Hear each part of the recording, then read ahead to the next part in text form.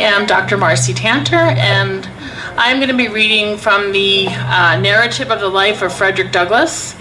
I have two passages that I'm going to read today. I have had two masters. My first master's name was Anthony. I do not remember his first name. He was generally called Captain Anthony, a title which I presume he acquired by sailing a craft on the Chesapeake Bay. He was not considered a rich slaveholder. He owned 2 or 3 farms and about 30 slaves. His farms and slaves were under the care of an overseer. The overseer's name was Plummer. Mr. Plummer was a miserable drunkard, a profane swearer, and a savage monster. He always went armed with a cowskin and a heavy cudgel. I have known him to cut and slash the women's heads so horribly that even master would be enraged at his cruelty and would threaten to whip him if he did not mind himself. Master, however, was not a humane slaveholder. It required extraordinary barbarity on the part of an overseer to affect him.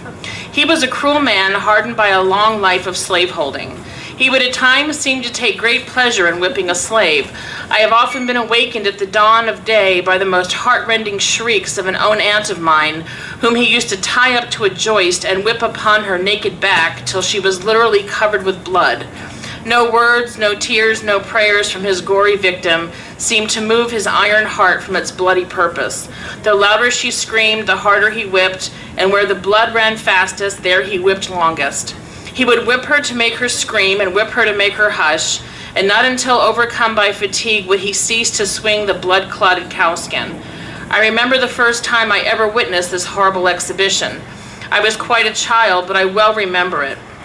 I shall never forget it whilst I remember anything. It was the first of a long series of such outrages of which I was doomed to be a witness and a participant.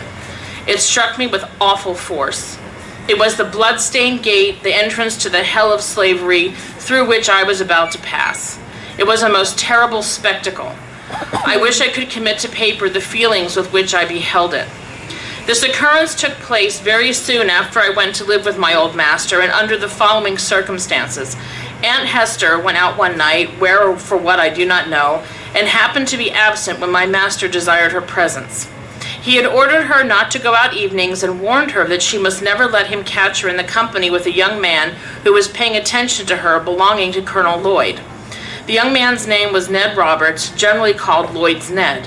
Why master was so careful of her may be safely left to conjecture. She was a woman of noble form and of graceful proportions, having very few equals and fewer superiors in personal appearance among the colored or white women of our neighborhood. Aunt Hester had not only disobeyed his orders in going out, but had been found in company with Lloyd's Ned, which circumstance I found from what he had said while whipping her was the chief offense.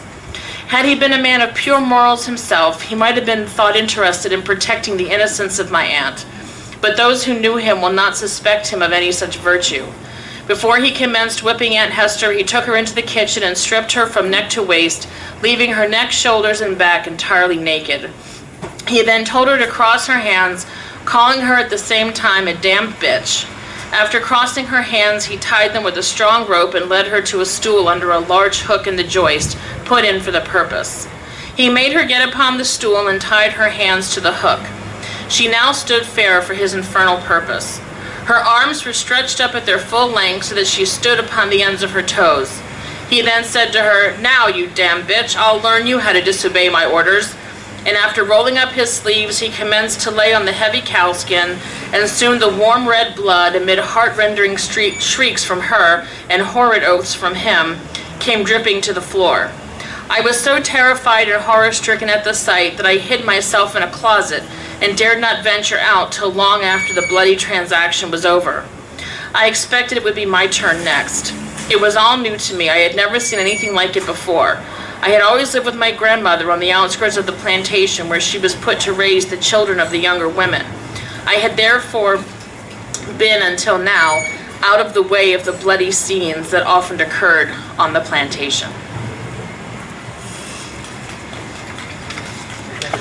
My new mistress proved to be all she appeared when I first met her at the door, a woman of the kindest heart and finest feelings. She had never had a slave under her control previously to myself, and prior to her marriage she had been dependent upon her own industry for a living.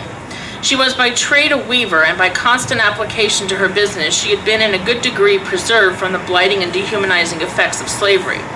I was utterly astonished at her goodness. I scarcely knew how to behave towards her. She was entirely unlike any other white woman I had ever seen. I could not approach her as I was accustomed to approach other white ladies. My early instruction was all out of place. The crouching servility usually so acceptable in a quality slave did not answer when manifested toward her. Her favor was not gained by it. She seemed to be disturbed by it. She did not deem it impudent or unmannerly for a slave to look her in the face. The meanest slave was put fully at ease in her presence, and none left without feeling better for having seen her. Her face was made of heavenly smiles and her voice of tranquil music. But alas, this kind heart had but a short time to remain such. The fatal poison of irresponsible power was already in her hands and soon commenced its infernal work. That cheerful eye, under the influence of slavery, soon became red with rage. That voice, made all of sweet accord, changed to one of harsh and horrid discord, and that angelic face gave place to that of a demon. Very soon after I went to live with Mr. and Mrs. Auld, she very kindly commenced to teach me the ABC. After I had learned this, she assisted me in learning to spell words of 3 or 4 letters. Just at this point of my progress, Mr. Auld found out what was going on and at once forbade Mrs. Auld to instruct me further, telling her, among other things, that it was unlawful as well as unsafe to teach a slave to read. It was a new and special revelation explaining dark and mysterious things with which my youthful understanding had struggled, but struggled in vain. I now understood what had been to me a most perplexing difficulty, to wit, the white man's power to enslave the black man. It was a grand achievement, and I prized it highly. From that moment, I understood the pathway from slavery to freedom. It was just what I wanted, and I got it at a time when I the least expected it.